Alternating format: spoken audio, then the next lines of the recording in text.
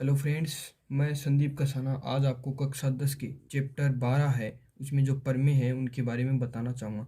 परमे 6 और 7 के बारे में बताऊँगा और जो पीछे की जो परमे हैं उनके बारे में मैंने वीडियो बनाए हैं, उन विस्तार से समझाए हैं।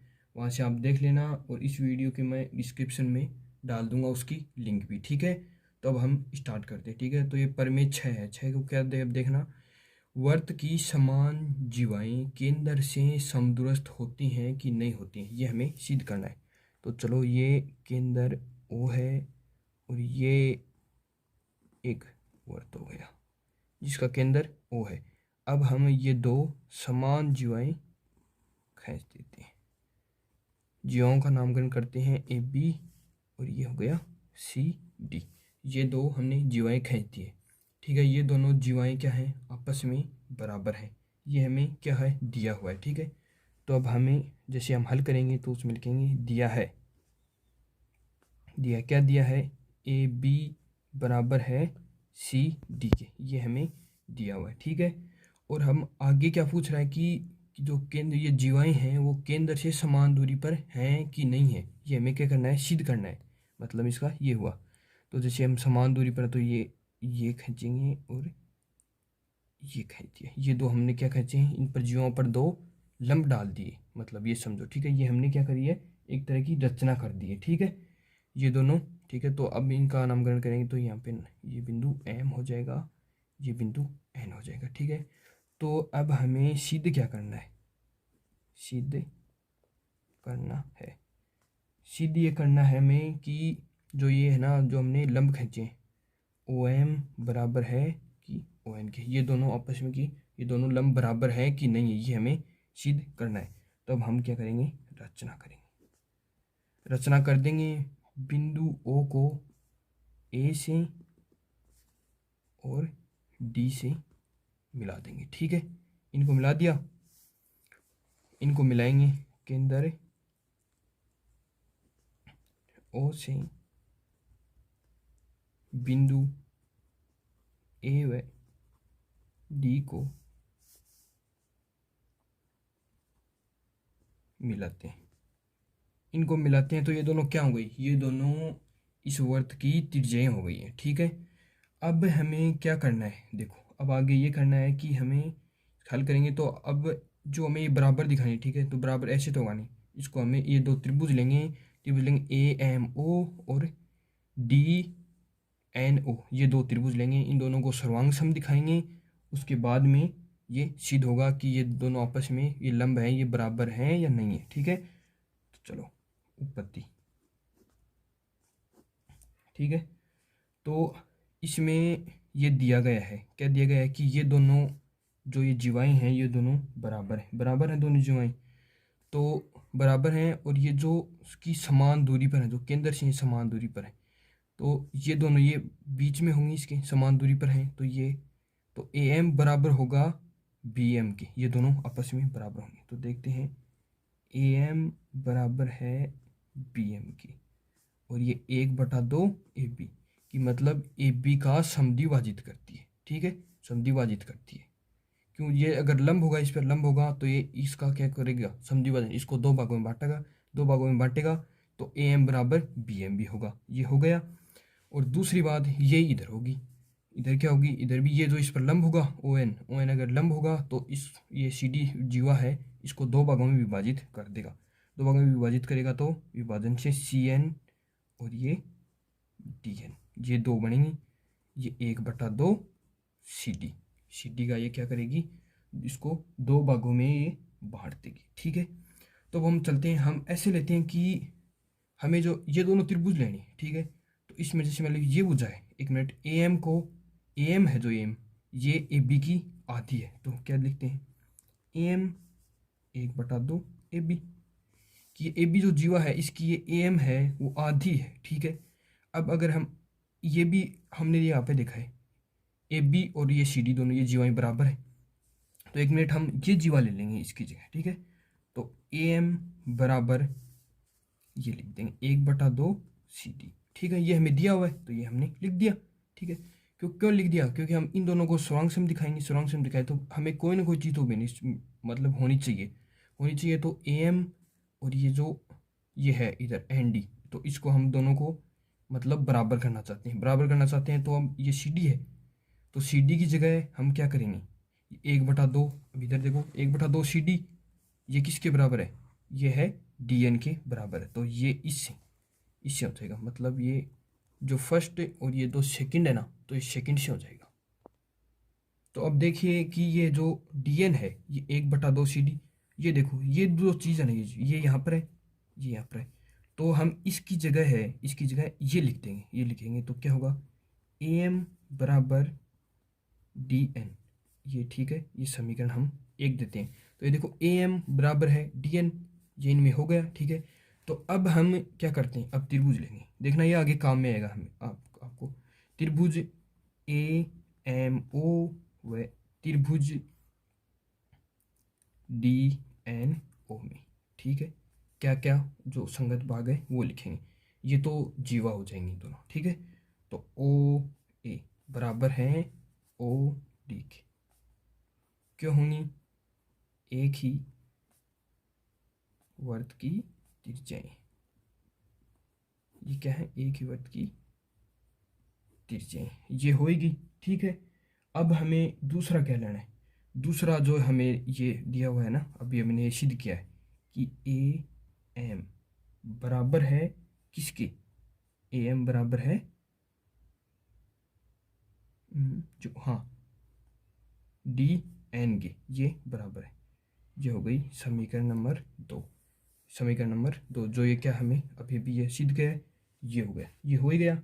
अब हमें क्या करना है, ये जो कोण है, ये दोनों कोण है, ये दोनों कोण, ये क्यों, क्योंकि ये समद्विभाजन करते हैं, समद्विभाजन करते हैं तो वो क्या होता है कि वो मतलब कोण होगा वो बराबर होगा। तो कोण ए एम ओ बराबर होगा कोण डी एन ओ के, ये बराबर होगा और ये होगा 90 डिग्री का कोण हो जाएगा, ठीक है। तो ये 1 2 3 चीज हो गई।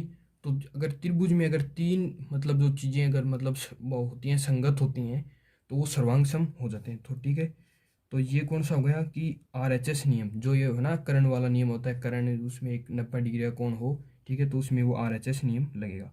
तो आर एच एस नियम से, आर एच एस नियम से ये दोनों त्रिभुज क्या हो जाएंगे, सर्वांग सम हो जाएंगे। तो त्रिभुज ए एम ओ सर्वांग सम होंगे त्रिभुज डी एन ओ, ये दोनों सर्वांग सर्वांग सम त्रिभुजों के संगत भाग आपस में बराबर होते हैं। तो जो ये लंब है ओ एम और ओ एन, ये दोनों क्या हो जाएंगे, आपस में बराबर हो जाएंगे। तो ओ एम बराबर होगा ओ एन के, ये क्या हो गया, सिद्ध हुआ, ठीक है। हाँ तो अब देखिए प्रमेय नंबर 7, प्रमेय 7 में क्या दिया गया है, किसी वर्त की जीवा केंद्र से बराबर दूरी पर हो तो वे परस्पर बराबर होते हैं कि नहीं। तो ये देखो ये केंद्र ओ वाला कोई वर्त है, ये वर्त है और इसके अंदर ये दो जीवाएं खींचती हैं, ये जीवाएं हैं ए बी और ये सी डी, ठीक है, ये दो जीवाएं, और ये केंद्र से बराबर दूरी पर है, बराबर दूरी पर है। तो ये दोनों मतलब कि बराबर दूरी पर है, ये बिंदु एम ये एन। तो अब देखिए हमें दिया क्या गया इसके अंदर, इसके अंदर दिया हुआ ये है कि ये जो ये है ये बराबर है आपस में, क्या है, ये जो लंब है ना जो ये जीवाओं पर, ये दोनों आपस में क्या है, बराबर है। तो ओ एम बराबर ओ एन की, ठीक है, ये हमें दिया हुआ है और सिद्ध करना है। अब सिद्ध क्या करना है, ये देखो सिद्ध करना है, सिद्ध हमें ये करना है कि ये दोनों जीवाएं आपस में ए बी बराबर सी डी, ये हमें सिद्ध करना है कि ये दोनों, इन दोनों की लंबाई क्या समान है या नहीं है, कि ए बी बराबर सी डी, कि इन दोनों की लंबाई बराबर है या नहीं है, ये हुई। तो हम रचना करेंगे कि ओ बिंदु से बिंदु ए और डी को मिला देंगे, ये मिला दिया, रचना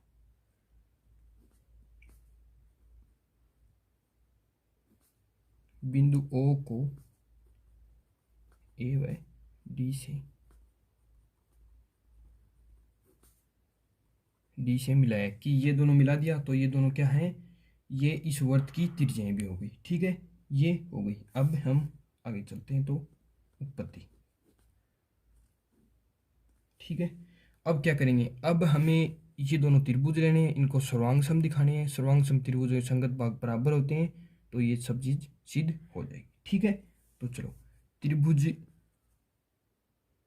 ए एम ओ व त्रिभुज डी एन ओ में, ठीक है, क्या क्या बराबर है क्या नहीं है वो सब हो जाएगा। तो ओ ए बराबर है ओ डी के, एक ही वर्त की त्रिज्याएं, एक ही वर्त की त्रिज्याएं हो गई। और ये भी हमें दिया हुआ है कि ओ एम और ओ एन ये बराबर हैं, कि ये दोनों समान दूरी पर है, केंद्र से दोनों जीवाएं समान दूरी पर है। तो ओ एम बराबर ओ एन, ठीक है, ये दिया हुआ है। और एक चीज और, जो कोण ए एम ओ बराबर है कोण डी एन ओ के, ये क्या है, ये जो लंब है ओ एम, वो जीवा पर क्या है कि ओ एम लंब है किस पर, जीवा है एपी पर, ये लंब है। तो ये कोण और ये कोण, ये दोनों आपस में क्या हो जाएंगे, 90-90 के होंगे, 90-90 के होंगे, तो ये दोनों आपस में बराबर हो जाएंगे। तो ओ एम लंब है ए बी पर और ओ एन लंब है सी डी पर, ये दोनों हो ही गए। ठीक है, तो इसमें जैसे कि वो ही है आर एच एस, वो कर्ण के जो वो कोण होगा वो बराबर वो होंगे, तो उसमें आर एच एस नियम लग जाएगा। ठीक है, तो इसमें नियम लगा आर एच एस नियम से, आर एच एस नियम से, आर एच एस नियम से ये दोनों त्रिभुज सर्वांग सम हो जाएंगे। त्रिभुज ए एम ओ सर्वांग सम, त्रिभुज डी एन ओ, ये दोनों सर्वांग सम हो गई। सर्वांग सम त्रिभुजों के संगत भाग आपस में बराबर होते हैं। ठीक है जी, तो ये दोनों बराबर अब बराबर होंगे, इसके संगत भाग जैसे कि इन दोनों के ए एम और ये डी एन दोनों आपस में बराबर हो जाएंगे। तो ए एम बराबर है डी एन। ठीक है जी, ये तो इतना हुआ। ठीक है, ये सर्वांग सम त्रिभुज थे, इनके संगत भाग आपस में बराबर थे, ये हो गया। अब हमें सिद्ध क्या करना है, सिद्ध तो हमें ये दोनों जीवाएं बराबर करनी है। तो हमारे पास क्या है, इस जीवा का ये आधा भाग ये आया है, आधा भाग ये आपस में, कि मतलब आधा भाग ये बराबर है, आधा भाग ये बराबर है। ठीक है जी, तो अब हम इसको क्या करते हैं, इसको जैसे कि हमें इसको हम 2 से गुणा करेंगे तो ये पूरा आएगा। पूरा कैसे आएगा, पूरा जब आएगा जब ये कि हमें ये तो सिद्ध करना, ये देखें पहले कि ये भाग और ये भाग, ये भाग ये भाग ये भाग ये भाग आपस में बराबर हैं कि नहीं।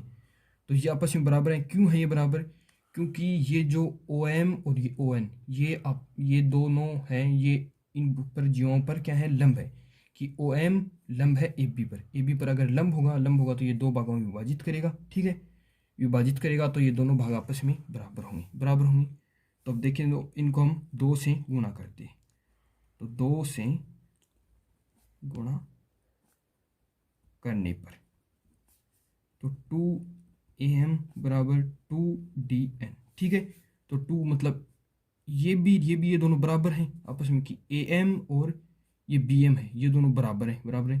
ठीक है, तो अगर ये दो भाग हो गए तो ये ऑटोमेटिक हो गया ना एक पूरा का पूरा। ठीक है, तो इसमें ये क्या होगा ab, और इसमें मतलब ये भाग है ये दुगुना है। ठीक है, इसका पूरी का। ठीक है, तो ये बराबर होगा, तो ये हो गया सी डी। तो ए बी बराबर सी डी, ये हमें सिद्ध करना था, ये सिद्ध हो गया।